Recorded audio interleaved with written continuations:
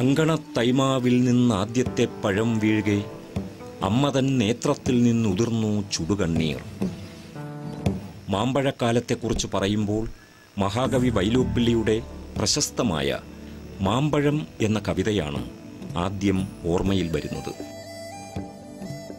താൻ നട്ടുവളർത്തിയ തൈമാവിൽ ആദ്യമുണ്ടായ പൂങ്കുല പൊട്ടിച്ച് തല്ലിക്കളിച്ച തൻ്റെ ഓമന മകനെ അമ്മ ശാസിക്കുന്നതും പിന്നീട് കുഞ്ഞിൻ്റെ ദാരുണമായ മരണം സംഭവിക്കുന്നതും മാവ് വലുതായി ആദ്യത്തെ മാങ്ങ പഴുത്ത് വീഴുന്നത് കണ്ടപ്പോഴത്തെ അമ്മയുടെ ദുഃഖവും കുഞ്ഞിനെക്കുറിച്ചുള്ള ഓർമ്മകളുമാണ് കവിതയിൽ. മാമ്പഴത്തിൻ്റെ മാധുര്യവുമായെത്തുന്ന മധ്യവേനൽ അവധിക്കാലത്ത് കൽക്കണ്ടമാവിൻ്റെ എത്താക്കൊമ്പുകളിൽ ഇളങ്കാറ്റിൽ ഇളകിയാടുന്ന മാമ്പഴക്കൂട്ടവും അതിനെ ചുറ്റിപ്പറ്റി കലപില കൂട്ടുന്ന അണ്ണാറക്കണ്ണന്മാരും മലയാളിയുടെ ബാല്യകാല സ്മരണകളിൽ എന്നും പച്ചപിടിച്ചു നിൽക്കുന്ന ഓർമ്മചിത്രങ്ങളാണ്. ഒട്ടനവധി നാട്ടുമാവിനങ്ങളാൽ സമ്പന്നമായിരുന്നു കേരളം. എന്നാൽ നിറയെ മാമ്പഴവുമായി നിന്നിരുന്ന നമ്മുടെ നാടൻ മാവുകൾ പലതും പിൽക്കാലത്ത് പുത്തൻ രമ്യഹർമ്മ്യങ്ങൾ തീർക്കാനും റോഡ് വികസനത്തിനുമൊക്കെ ദുരാഗ്രഹിയായ മനുഷ്യൻ്റെ മഴുവീണത് പലപ്പോഴും നാട്ടുമാവുകളുടെ മേലായിരുന്നു എന്നത് ഒരു ദുഃഖസത്യം. കേരളത്തിൽ വാണിജ്യാടിസ്ഥാനത്തിൽ മാവ് കൃഷിയുള്ളത് പാലക്കാട് ജില്ലയിലെ മുതലമട, കൊല്ലങ്കോട് എന്നീ പഞ്ചായത്തുകളിലാണ്. 4500 ഹെക്ടറിലധികം വരുന്ന കൃഷിയിടങ്ങളിൽ വിവിധ ഇനത്തിലുള്ള 45,000 ടൺ മാമ്പഴമാണ് കൊൽക്കത്ത, മുംബൈ, ചെന്നൈ, അഹമ്മദാബാദ്, ഡൽഹി, ഗൾഫ് രാജ്യങ്ങൾ എന്നിവിടങ്ങളിലേക്ക് കയറ്റി അയക്കുന്നത്. 1 ഹെക്ടർ മാമ്പഴത്തോട്ടത്തിൽ നിന്നും ശരാശരി 8 മുതൽ 10 ടൺ വരെ മാമ്പഴമാണ് വിളവെടുക്കുക. കേരളത്തിൽ വ്യാവസായിക അടിസ്ഥാനത്തിൽ മാവ് കൃഷി ചെയ്യുന്ന സ്ഥലമാണ് മുതലമട പഞ്ചായത്ത്. മുതലമട പഞ്ചായത്തിനെ സംബന്ധിച്ച് പറയുകയാണെങ്കിൽ കേരളത്തിൻ്റെ മാംഗോ സിറ്റിയാണ്. അപ്പോൾ ഇവിടുത്തെ മാങ്ങയെ സംബന്ധിച്ച് ഒരുപാട് പ്രത്യേകതകളുണ്ട്. ഏഷ്യയിൽ ആദ്യം കായ്ക്കുന്ന മാങ്ങയാണ് മുതലമടയിലേത്. അതുകൊണ്ട് തന്നെ അന്താരാഷ്ട്ര മാർക്കറ്റിലും അതുപോലെ തന്നെ ആഭ്യന്തര മാർക്കറ്റ് എന്ന് പറഞ്ഞാൽ പ്രത്യേകിച്ച് ബാംഗ്ലൂർ, മുംബൈ, അതുപോലെ തന്നെ ചെന്നൈ, അഹമ്മദാബാദ്, ഇൻഡോർ ഇതുപോലെയുള്ള സ്ഥലങ്ങളിലൊക്കെ തന്നെ ഇത് കയറ്റി പോകുന്നതുകൊണ്ട് ആദ്യമായി എത്തുന്ന മാങ്ങയായതുകൊണ്ട് തന്നെ കർഷകർക്ക് വൻ വില ഈ മാങ്ങയ്ക്ക് കിട്ടുന്നുണ്ട്. അപ്പോൾ ഇപ്പോൾ ഈ മാങ്ങ കർഷകരുടെ പ്രധാനമായിട്ടുള്ള ഒരു പ്രശ്നം എന്താണെന്ന് വെച്ചാൽ സംസ്ഥാന സർക്കാരോ കേന്ദ്ര സർക്കാരോ മാങ്ങ കൃഷിയായിട്ട് അംഗീകരിച്ചിട്ടില്ല എന്നുള്ളൊരു പ്രശ്നമുണ്ട്. അപ്പോൾ അത് അംഗീകരിച്ച് കിട്ടുകയാണെങ്കിൽ ആ കൃഷി എന്നുള്ള നിലയ്ക്കുള്ള എല്ലാ ആനുകൂല്യങ്ങളും ഈ മാവ് കൃഷിക്കും ലഭ്യമാകും. അത് കർഷകരെ സംബന്ധിച്ചിടത്തോളം വലിയൊരു അനുഗ്രഹമായിരിക്കും. ഇപ്പോൾ ഗ്രാമപഞ്ചായത്തായാലും ശരി, ബ്ലോക്ക് പഞ്ചായത്തോ ജില്ലാ പഞ്ചായത്തോ അതുപോലെ തന്നെ ജനപ്രതിനിധികളൊക്കെ കൂടെ ഇതൊരു മാങ്ങാ കൃഷി ഇവിടുത്തെ ഒരു മുഖ്യ ഉപജീവന മാർഗ്ഗമാണ് മുതലമടക്കാരെ സംബന്ധിച്ചിടത്തോളം. അതുപോലെ തൊട്ട് പഞ്ചായത്തുള്ള നെന്മാറയായാലും ശരി, കൊല്ലങ്കോടായാലും ശരി, ഇവർക്കൊക്കെ തന്നെ വലിയൊരു ഉപജീവന മാർഗമായി ഈ കൃഷി മാറിയിരിക്കുകയാണ്. ആ ഒരു അവസ്ഥയിൽ ഇതിനെ വലിയ തോതിൽ പ്രോത്സാഹിപ്പിക്കേണ്ടതുണ്ട്. യൂറോപ്യൻ രാജ്യങ്ങളിലേക്ക് ആദ്യം വിമാനം കയറുന്നത് മുതലമടയുടെ പ്രത്യേകതയായ സിന്ദൂരം, അൽഫോൺസോ, കാലാപ്പാടി, ബെങ്കനപ്പള്ളി മാങ്ങകളാണ്. ഈ ഇനങ്ങൾക്ക് ഗൾഫ് രാജ്യങ്ങളിലും ഉത്തരേന്ത്യൻ സംസ്ഥാനങ്ങളിലുമെല്ലാം ഏറെ ആവശ്യക്കാരുണ്ട്. ഏപ്രിൽ അവസാനം വരെ മുതലമട, കൊല്ലങ്കോട് പ്രദേശങ്ങളിൽ നിന്ന് മാങ്ങ പറിച്ചെടുത്ത് വിപണിയിലെത്തിക്കും.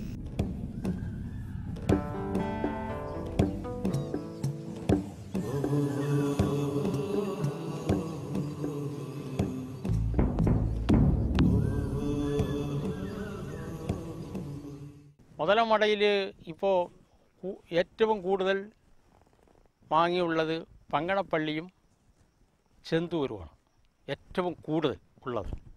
പിന്നെ എല്ലാം ആവശ്യത്തിന് കുറേശ്ശെ വയ്ക്കുകയാണ്. ആപ്പോസ് വയ്ക്കുന്നു. ഈ ആപ്പോസ് വയ്ക്കുക എന്ന് പറഞ്ഞാൽ അത് കുറച്ചേ കായ്ക്കുള്ളൂ. ഇമാപ്പോസ് ഉണ്ട്, അതിലേക്ക് വെച്ച് ഉയർന്ന ജാതി മാങ്ങയാണ് ഇമാപ്പോസ്. അതും ഒരു മരത്തിൽ 10 കൊല്ലമായ മരത്തിൽ 15 എണ്ണം കായ്ക്കുള്ളൂ. അതുകൊണ്ട് അതിനെ ആരും വയ്ക്കാറില്ല. നല്ല വിലയുള്ള മാങ്ങയാണ്, എല്ലാ സമയത്തും വിലയുള്ളതാണ് ഇമാപ്പോസും യാപ്പോസ് പറയണത്. പങ്കണപ്പള്ളിയും ചെന്തൂരും നല്ലോണം കായ്ക്കും.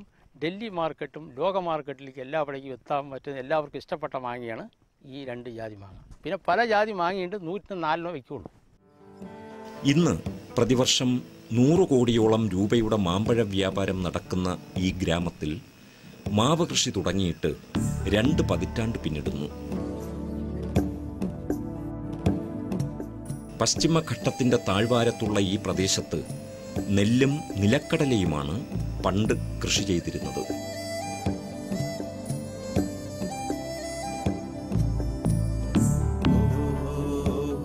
തൊഴിലാളിക്ഷാമവും വരൾച്ചയും മാവ് കൃഷി ചെയ്യാൻ കർഷകരെ പ്രേരിപ്പിക്കുകയായിരുന്നു. മുതലമട, എലവഞ്ചേരി, കൊല്ലങ്കോട് പ്രദേശങ്ങളിലായിട്ട് ഏകദേശം 3500-ലധികം ഹെക്ടർ ഭൂമിയിൽ മാവ് കൃഷി ഇപ്പോൾ വാണിജ്യാടിസ്ഥാനത്തിൽ നടക്കുന്നുണ്ട്. ഇതിൻ്റെ ട്രഡീഷണൽ ആയിട്ടുള്ള രീതിയിൽ മാവ് കൃഷി എങ്ങനെയാണെന്ന് ചോദിച്ചാൽ, ആദ്യം ഈ പറമ്പുകളിൽ വെള്ളം ലഭിക്കാത്ത സ്ഥലങ്ങളിലാണ് മാവ് കൃഷി വെച്ച് തുടങ്ങിയത്. അത് 1 ഏക്കറിൽ 60 എണ്ണം, 60 തൊട്ട് 70 എണ്ണം വരെ 1 ഏക്കറിൽ വയ്ക്കും. ആ രീതിയുടെ പ്രത്യേകത എന്ന് വെച്ചാൽ ആ മരം ഏകദേശം ഒരു 25-30 വർഷമാവണം ഒരു മരം മറ്റൊരു മരമായിട്ട് തമ്മിൽ മുട്ടണമെങ്കിൽ.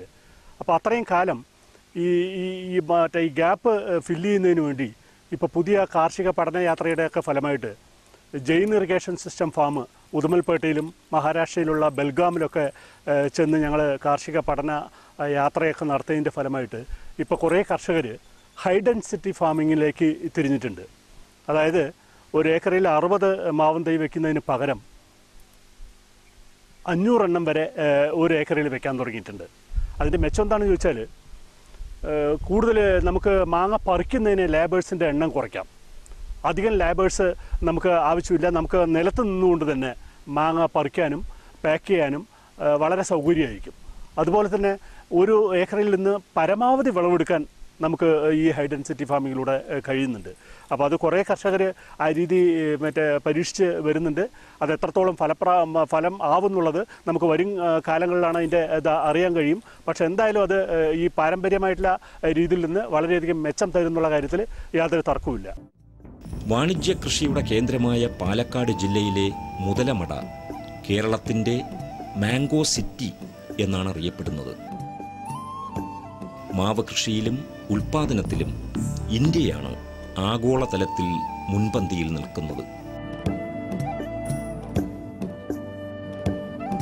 മാമ്പഴ സീസണിൽ മാങ്ങ ശേഖരിക്കുന്നതിനുള്ള ധാരാളം ഷെഡുകൾ മുതലമടയിൽ കാണാം.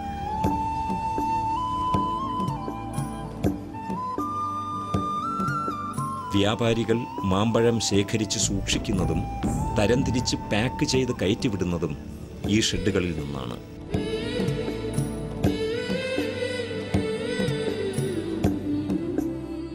മാങ്ങ വലിച്ചു കഴിഞ്ഞ ഉടനെ ഈ മാങ്ങ ഗ്രേഡ് ചെയ്യും. ഈ ഗ്രേഡ് ചെയ്തതിന് ശേഷമാണ് നമ്മൾ വിദേശത്തേക്ക് അയക്കേണ്ട മാങ്ങകൾ വിദേശത്തേക്ക് അയക്കുന്നു. എക്സ്പോർട്ട് ചെയ്യേണ്ട മാങ്ങകൾ എക്സ്പോർട്ട് ചെയ്യുന്നു. ഡൽഹി മാർക്കറ്റിലേക്ക് അയക്കേണ്ട മാങ്ങകൾ ഡൽഹി മാർക്കറ്റിലേക്ക് അയക്കണം. അത് ഗ്രേഡ് ചെയ്യാറുണ്ട് നമ്മൾ. അപ്പോൾ വിദേശത്തേക്ക് അയക്കേണ്ട മാങ്ങകൾ വളരെ മൈന്യൂട്ടായിട്ട് നമ്മൾ കൈകാര്യം ചെയ്യാറുണ്ട്. ഒരിക്കലും ഈ മാങ്ങയുടെ ഈ പൗഡർ പോകാൻ പാടില്ല, 1. 2, ഈ നെട്ടിയിൽ പൊട്ടിയതിന് ശേഷം പാൽ ഒലിക്കാൻ പാടില്ല എക്സ്പോർട്ട് ചെയ്യുമ്പോൾ. അത് പ്രത്യേകം ശ്രദ്ധിക്കേണ്ട കാര്യങ്ങളാണ്. എക്സ്പോർട്ട് ചെയ്യുമ്പോൾ അതിന് പ്രത്യേക ഒരു ബോക്സ് ഉണ്ട്. അതിൽ 5 കിലോ വെയിറ്റ് വരുന്ന ബോക്സിലാണ് നമ്മൾ എക്സ്പോർട്ട് ചെയ്യാറുള്ളത്.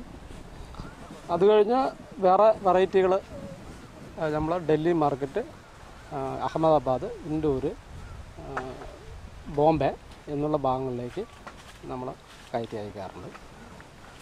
പിന്നെ അതല്ലാതെ എക്സ്പോർട്ട് ചെയ്യുന്നതല്ലാതെ അച്ചാറിന് മാങ്ങ പോകാറുണ്ട്. അൽഫോൺസയാണ് കൂടുതലായിട്ടും നമ്മൾ എക്സ്പോർട്ട് ചെയ്യുന്നത്. പിന്നെ തോത്താപ്പുരി, ഇതൊക്കെ ജ്യൂസായിട്ട് പോകുന്ന മാങ്ങകളാണ്. പിന്നെ അച്ചാറിനായിട്ട് പോകുന്ന മൂവാണ്ടൻ, എല്ലാ സമയത്തും മാങ്ങ കിട്ടുന്ന ഒരു വെറൈറ്റിയാണ് മൂവാണ്ടൻ. നല്ല ഡിമാൻഡാണ്. ആദ്യം കിട്ടുമ്പോൾ നല്ലതാണ്, നല്ല ഡിമാൻഡ് കിട്ടാറുണ്ട് മാങ്ങയ്ക്ക്. അതുപോലെ വിലയും. നല്ല പുറംമൂടിയുള്ളതും രോഗകീടബാധയില്ലാത്തതുമായ മൂത്തു പാകമായ മാങ്ങ വേണം കയറ്റുമതിക്ക് തിരഞ്ഞെടുക്കുവാൻ. മാങ്ങയുടെ ഞെട്ടിന് ആവശ്യത്തിന് നീളം വെച്ച് മുറിക്കുവാൻ ശ്രദ്ധിക്കണം.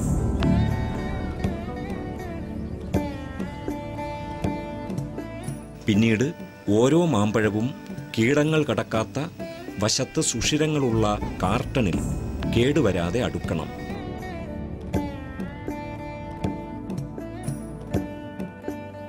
ലേബൽ ചെയ്ത ഈ പെട്ടികൾ ഇറേഡിയേഷൻ ചെയ്തതിന് ശേഷം മാത്രമേ കയറ്റുമതിക്ക് അനുവദിക്കുകയുള്ളൂ.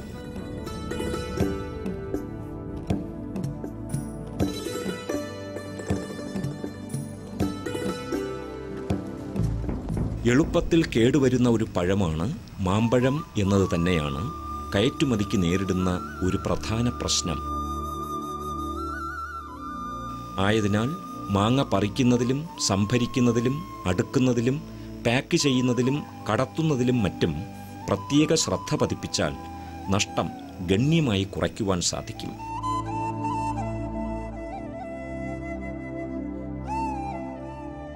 മെയ് മാസം അവസാനത്തോടുകൂടി നമ്മളുടെ ഈ മാങ്ങയുടെ പറിക്കലും കയറ്റി അയക്കുന്ന സീസണൊക്കെ അവസാനിക്കും. ആ ജൂൺ തുടങ്ങുന്നതോടുകൂടി നമ്മൾ ഇതിൽ മാങ്ങയുടെ കൃഷിപ്പണികളാണ് നമ്മൾ ആരംഭിക്കുക. അതിൽ ആദ്യം ചെയ്യുന്നത് നമ്മൾ ഇത്തിക്കണ്ണികൾ ഒക്കെ വെട്ടിക്കളഞ്ഞ് മാങ്ങയുടെ അടിയിലുള്ള കൊമ്പുകളൊക്കെ കോതി പിന്നെ വളം ചെയ്യുന്നു.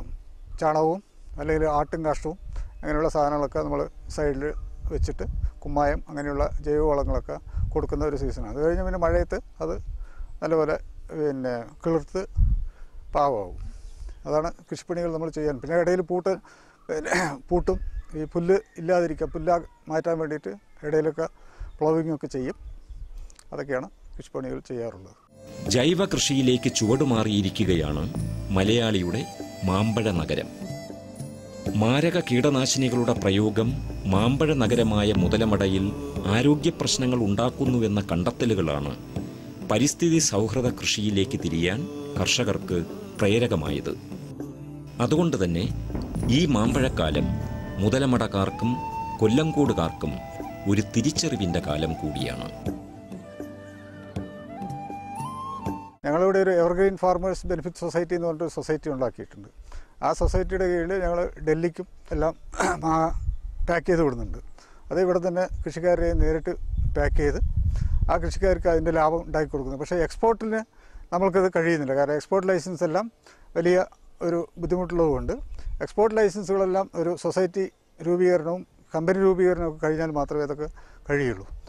അതുകൊണ്ട് അങ്ങനെ കിട്ടുകയാണെങ്കിൽ കൃഷിക്കാർക്ക് തന്നെ നേരിട്ട് അതിൻ്റെ ലാഭം കിട്ടാൻ പറ്റും. നമുക്ക് നേരിട്ട് എക്സ്പോർട്ട് ചെയ്യാൻ പറ്റും. എക്സ്പോർട്ട് ചെയ്യുമ്പോൾ കൂടുതൽ വില നമുക്ക് സാധിക്കും. ബാക്കിയുള്ള ആഭ്യന്തര വിപണികളിലേക്ക് ബാക്കിയുള്ള മാങ്ങകൾ കൊടുക്കാനും കഴിയും. 1000-ലേറെ കർഷകർ മാവ് കൃഷിയെ മാത്രം ആശ്രയിച്ച് ഇവിടെ കഴിയുന്നുണ്ട്.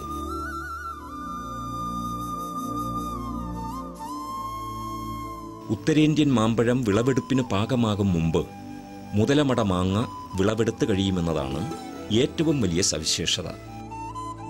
അതുകൊണ്ട് ഉത്തരേന്ത്യൻ വിപണിയിൽ മുതലമട മാങ്ങയ്ക്ക് മുന്തിയ വിലയാണ് കിട്ടുന്നത്. എന്നാൽ ഈ നേട്ടം കർഷകർക്ക് ലഭിക്കുന്നില്ല എന്നാണ് പല കർഷകരും പറയുന്നത്.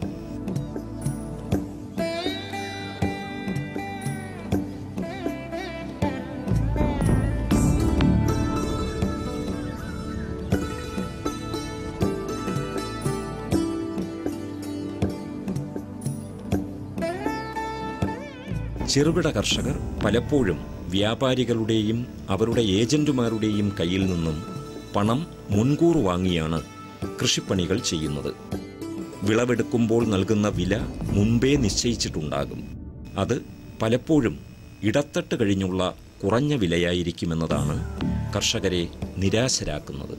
വില കഴിഞ്ഞ വർഷത്തെക്കാളും കുറച്ച് കൂടുതലുണ്ട്. പക്ഷേ കാരണം മാങ്ങ വളരെ കുറവാണ് ഈ പ്രാവശ്യം വന്നിട്ടുള്ളത്. കഴിഞ്ഞ വർഷത്തിൽ വെച്ച് ഏകദേശം ഒരു 50% ഈൽഡ് മാത്രമേ ഈ പ്രാവശ്യം ലഭിച്ചുള്ളൂ. ഇത്തവണ മാവുകൾ നല്ലതുപോലെ പൂത്തെങ്കിലും കനത്ത മഞ്ഞിൽ നല്ല പങ്കും പൊഴിഞ്ഞുപോയത് മാമ്പഴ കർഷകരെ ആശങ്കയിലാഴ്ത്തിയെന്നും അത് ഉൽപാദനം കുറയാൻ കാരണമായെന്നും കൃഷിവകുപ്പ് അധികൃതർ പറയുന്നു. ഈ വർഷം പൊതുവെ മാവ് ഈ മേഖലയിലുള്ള മാവ് കൃഷി മേഖലയിൽ വിളവ് കുറവാണ്. ഏതാണ്ട് ഒരു 40% കണ്ട് വിളവ് കുറയും എന്നുള്ള ആശങ്കയാണ് കൃഷിക്കാർ ഇപ്പോൾ പങ്കുവെക്കുന്നത്. തീർച്ചയായിട്ടും ഈ കാലയളവിൽ ദീർഘമായ കാലയളവിൽ നീണ്ടുനിന്ന മഞ്ഞുള്ള കാലാവസ്ഥയും അതുപോലെ തന്നെ ഇത് പൂവിടുന്ന സമയത്തും കാപിടിക്കുന്ന സമയത്തും പെസ്റ്റ് മാനേജ്മെൻറ്റ് കീടരോഗ നിയന്ത്രണങ്ങൾ ഫലപ്രദമായി ചെയ്യാൻ കഴിയാത്തൊരു സാഹചര്യം ഉണ്ടായിരുന്നുകൊണ്ടും ആണ് ഈ ഇത്തരത്തിലൊരു വിളവ് നഷ്ടം ഉണ്ടാവാൻ സാധ്യതയുള്ളതെന്നാണ് പറക്കുള്ള വിഷയം.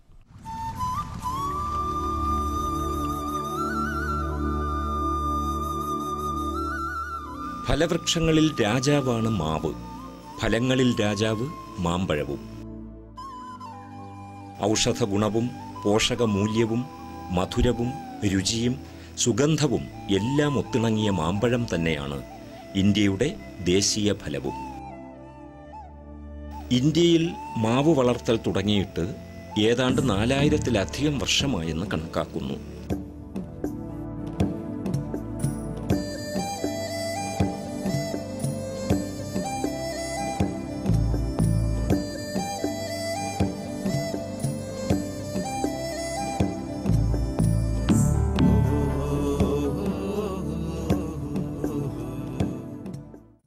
ഇപ്പോഴത്തെ പലതരത്തിലുള്ള പ്രശ്നങ്ങളിൽ ഒന്ന്, ഈ മാങ്ങ നമ്മുടെ ഈ സീസൺ കഴിഞ്ഞാൽ സീസണിൻ്റെ അവസാനം കിട്ടുന്ന മാങ്ങകളൊക്കെ തന്നെ ചീത്തയായി പോവുകയാണ്. അത് കളക്ട് ചെയ്തിട്ട് നമുക്ക് സംസ്കരിക്കാൻ ആവശ്യമായിട്ടുള്ള ഒരു സർക്കാരിൻ്റെ മുൻകൈയിൽ തന്നെ ഒരു സംസ്കരണ കേന്ദ്രം ഗ്രാമപഞ്ചായത്തോ അതുപോലെ തന്നെ ബ്ലോക്ക് പഞ്ചായത്തോ ജില്ലാ പഞ്ചായത്തോ മുൻകൈ എടുത്തുകൊണ്ട് ഇവിടെ ഒരു മാങ്ങാ സംസ്കരണ കേന്ദ്രം, അത് ജാമ്, ജെല്ലി, സ്കോഷ്, അച്ചാർ ഇതുപോലെയുള്ള മൂല്യവർദ്ധിത ഉൽപ്പന്നങ്ങൾ ഉണ്ടാക്കി നമുക്ക് വിൽപ്പന നടത്തിയാൽ കർഷകർക്ക് വലിയ തോതിൽ അതിൽ സാമ്പത്തിക അഭിവൃദ്ധി ഉണ്ടാക്കാൻ കഴിയും. അതുപോലെ തന്നെ ഈ മാങ്ങ കൃഷിയെ ആശ്രയിച്ച് 10,000 കണക്കിന് ആളുകളാണ് ഇപ്പോൾ മുതലമടയിലുള്ളത്. അപ്പോൾ ഈ ആളുകളുടെ ജീവിത നിലവാരം ഈ കൃഷി മെച്ചപ്പെടുത്തിക്കൊണ്ടിരിക്കുന്നു. മാങ്ങയിൽ നിന്ന് ഉൽപ്പാദിപ്പിക്കാനാവുന്ന ഉൽപ്പന്നങ്ങൾ അനവധിയാണ്. ജാം, ജെല്ലി, വിവിധ പാനീയങ്ങൾ, മാങ്ങ ബാർ, അച്ചാർ എന്നിവയെല്ലാം ഇവയിൽ പെടുന്നു. മാങ്ങ ധാരാളം ലഭ്യമാകുന്ന ഈ സീസണിൽ പഴുത്ത മാങ്ങയുടെ പൾപ്പ് തയ്യാറാക്കി സംഭരിച്ചു വയ്ക്കാൻ നാം പ്രത്യേകം ശ്രദ്ധിച്ചാൽ വിപണിയിൽ മാങ്ങ ലഭ്യമല്ലാത്ത സമയത്ത് ഇവ ഉൽപ്പന്നങ്ങളാക്കി മാറ്റാം.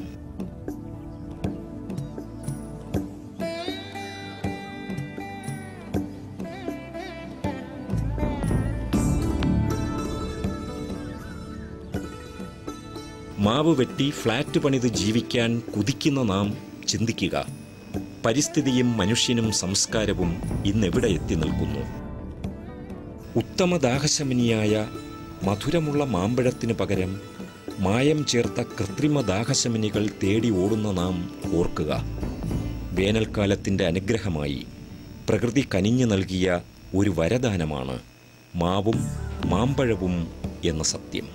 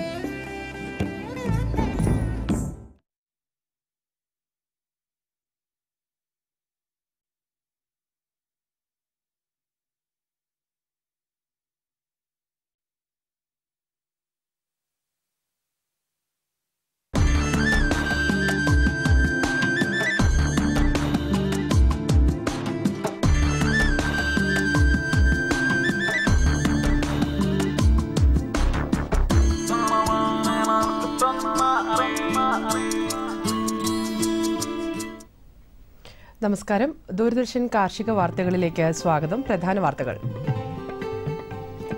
പച്ചക്കറി വിത്തുകളുടെ ഗുണനിലവാരം പരിശോധിക്കാൻ സംവിധാനം. വെള്ളക്കുരുമുളക് സംസ്കരിക്കാൻ സാങ്കേതിക വിദ്യ. പച്ചക്കറി വിത്തിന്റെ ഗുണനിലവാരം ഉറപ്പാക്കുന്നതിനായി കാർഷിക സർവകലാശാലയുടെ കീഴിലുള്ള ഒളരിക്കൾച്ചർ വിഭാഗത്തിൽ ആരംഭിച്ച ആധുനിക വിത്ത് പരിശോധനാശാലയുടെ പ്രവർത്തന ഉദ്ഘാടനം vice chancellor doctor P Rajendran നിർവഹിച്ചു. കേരളത്തിലെ പൊതുമേഖലാ സ്ഥാപനങ്ങൾ കർഷകർക്ക് ആവശ്യമുള്ള 25% വിത്ത് മാത്രമേ ഉൽപ്പാദിപ്പിക്കുന്നുള്ളൂ.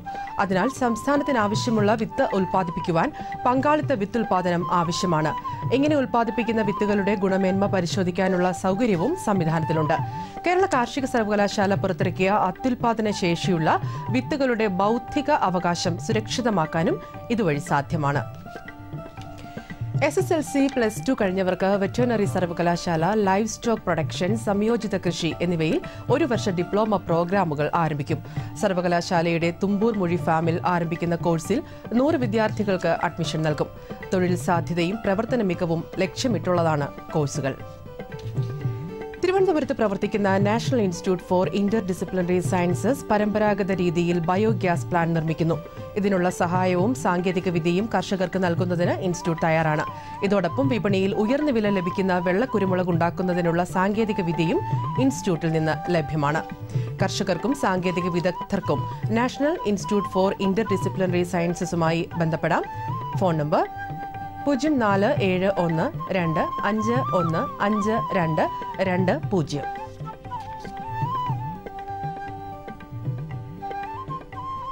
പത്തനംതിട്ട ജില്ലയിലെ നിരണത്ത് പ്രവർത്തിക്കുന്ന സർക്കാർ താറാവ് വളർത്തൽ കേന്ദ്രത്തിൽ 1 ദിവസം പ്രായമുള്ള താറാവിൻ കുഞ്ഞുങ്ങൾ വിതരണത്തിന് തയ്യാറായിട്ടുണ്ട്.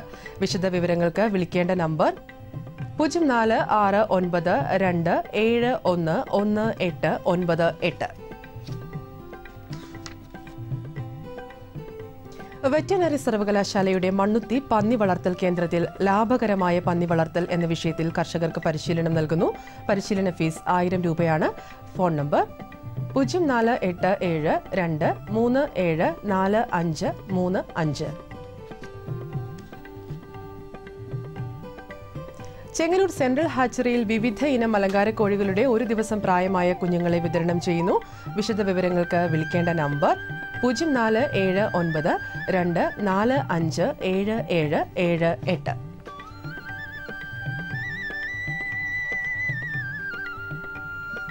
മത്സ്യമേഖലയിൽ നിന്നുള്ള കർഷകർക്ക് മത്സ്യവിഭവങ്ങളുടെ സംസ്കരണത്തിനുള്ള സാങ്കേതികവിദ്യ കൊച്ചിയിലെ കേന്ദ്ര ഫിഷറീസ് ടെക്നോളജി ഇൻസ്റ്റിറ്റ്യൂട്ട് നൽകും. മത്സ്യവിഭവ സംസ്കരണം സംരംഭമാക്കുവാൻ ഉദ്ദേശിക്കുന്നവർക്ക് ഇൻസ്റ്റിറ്റ്യൂട്ടുമായി ബന്ധപ്പെടാം. Phone number 0484412300. കേരള കാർഷിക സർവകലാശാല വികസിപ്പിച്ച സാങ്കേതിക വിദ്യകളെക്കുറിച്ച് കർഷകർക്കും സംരംഭകർക്കും കൂടുതൽ വിവരങ്ങൾ ലഭ്യമാക്കാനുള്ള ഒരു ടെക്നോളജി ഹബ് സർവകലാശാലയുടെ മണ്ണുത്തിയിലെ സെൻട്രൽ ട്രെയിനിംഗ് ഇൻസ്റ്റിറ്റ്യൂട്ടിൽ രൂപീകരിച്ചിട്ടുണ്ട്.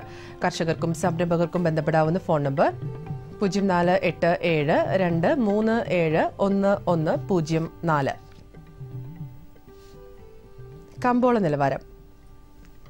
വെളിച്ചെണ്ണ കൊച്ചി 13,800 രൂപ, വെളിച്ചെണ്ണ കോഴിക്കോട് 15,200 രൂപ, വെളിച്ചെണ്ണ തൃശൂർ 13,900 രൂപ, കൊപ്ര കൊച്ചി 9,330 രൂപ, കോഴിക്കോട് 10,000 രൂപ, തൃശൂർ 9,410 രൂപ, കുരുമുളക് അൺഗാർബിൾഡ് 54,000 രൂപ, ഗാർബിൾഡ് 57,000 രൂപ, ചുക്ക് മീഡിയം 21,750 രൂപ, ബസ്റ്റ് 23,750 രൂപ, മഞ്ഞൾ സേലം 8,600 രൂപ, ഈറോഡ് 8,900 രൂപ, അടയ്ക്ക 22,000-നും 23,000-നും മധ്യേ. Kochi rubber RSS 5ാം grade 11,300, RSS 4ാം grade 12,300, Kottayam rubber RSS 5ാം grade 11,400, RSS 4ാം grade 12,400. കമ്പോള നിലവാരം കൊച്ചിയിൽ. വെളിച്ചെണ്ണ 13,800 രൂപ, കൊപ്ര 9,330 രൂപ, പിണ്ണാക്ക് എക്സ്പെല്ലർ 2,500 രൂപ, റോട്ടറി 2,900 രൂപ, കുരുമുളക് അൺഗാർബിൾഡ് 54,000 രൂപ, ഗാർബിൾഡ് 57,000 രൂപ, ചുക്ക് മീഡിയം 21,750 രൂപ, ബസ്റ്റ് 23,750 രൂപ, മഞ്ഞൾ നാടൻ 9,900 രൂപ, അടയ്ക്ക പുതിയത് 22,000-നും 23,000-നും ഇടയിൽ, ജാതിക്ക തൊണ്ടൻ കിലോഗ്രാമിന് 290-നും 310-നും ഇടയിൽ, തൊണ്ടില്ലാത്തത് 520-നും 550-നും ഇടയിൽ, ജാതിപത്രി 800-നും 900-നും ഇടയിൽ, ഗ്രാമ്പു 825-നും 1,050-നും ഇടയിൽ. Rubber RSS 5ാം grade 11,300, rubber RSS 4ാം grade 12,300 രൂപ, ഒട്ടുപാൽ 7,800 രൂപ, ലാറ്റക്സ് 7,700 രൂപ. കമ്പോള അവലോകനം. ചെറുകിട കർഷകർ ഈസ്റ്റർ ആവശ്യങ്ങൾ മുൻനിർത്തി റബ്ബർ വിൽപ്പനയ്ക്കിറക്കി. ഓഫ് സീസണിലെ ചരക്ക് വരവ് കണ്ട് ഉത്തരേന്ത്യൻ വ്യവസായികൾ ഷീറ്റിൽ താൽപര്യം കാണിച്ചെങ്കിലും ഇത് വിലക്കയറ്റത്തിന് വഴിതെളിച്ചില്ല. അവധി വ്യാപാരത്തിലെ തളർച്ച മുൻനിർത്തി ടയർ കമ്പനികൾ രംഗത്ത് നിന്ന് വിട്ടുനിന്നു. സാമ്പത്തിക വർഷാന്ത്യമായതിനാൽ അന്തർ സംസ്ഥാന വ്യാപാരികൾ സുഗന്ധവ്യഞ്ജന വിപണികളിൽ നിന്ന് അകന്നു. ഹൈറേഞ്ച് കുരുമുളക് കിലോ 570 രൂപയിലാണ്. കയറ്റുമതി മേഖലയിൽ നിന്ന് കുരുമുളകിന് ആവശ്യക്കാരില്ല. അതേസമയം ചുക്ക് വ്യാപാര രംഗം ഉണർവിലാണ്. മികച്ച ഇനം ചുക്കിന് ആഭ്യന്തര ഡിമാൻഡ് നിലനിന്നു. മഞ്ഞൾ ജാതിക്ക വിലകൾ സ്റ്റഡി നിലവാരത്തിലാണ്. ഇന്ന് ശാന്തൻപാറയിൽ നടന്ന ഏലക്ക ലേലത്തിൽ മികച്ച ഇനങ്ങൾ കിലോ 868 താഴ്ന്നു. ശരാശരി ഇനങ്ങൾ 745 രൂപയിലാണ്. മാസാരംഭമായതിനാൽ പ്രാദേശിക വിപണികളിൽ വെളിച്ചെണ്ണയ്ക്ക് ഡിമാൻഡ് ഉയരുമെന്ന പ്രതീക്ഷയിലാണ് മില്ലുകാർ. ഉത്സവവേളയിൽ കൊപ്രയും മികവ് കാണിക്കുമെന്ന നിഗമനത്തിലാണ് കാർഷിക മേഖല. കാലാവസ്ഥ. കണ്ണൂർ കൂടിയ താപനില 36.6 ഡിഗ്രി സെൽഷ്യസ്, കുറഞ്ഞ താപനില 27 ഡിഗ്രി സെൽഷ്യസ്. കോഴിക്കോട് 36.8, 27.2. കൊച്ചി 34, 26.8. ആലപ്പുഴ 36.4, 26. പുനലൂർ 38, 22.5. തിരുവനന്തപുരം 34.6, കുറഞ്ഞ താപനില 24.9 ഡിഗ്രി സെൽഷ്യസ്. കാർഷിക വാർത്തകൾ കഴിഞ്ഞു. നമസ്കാരം.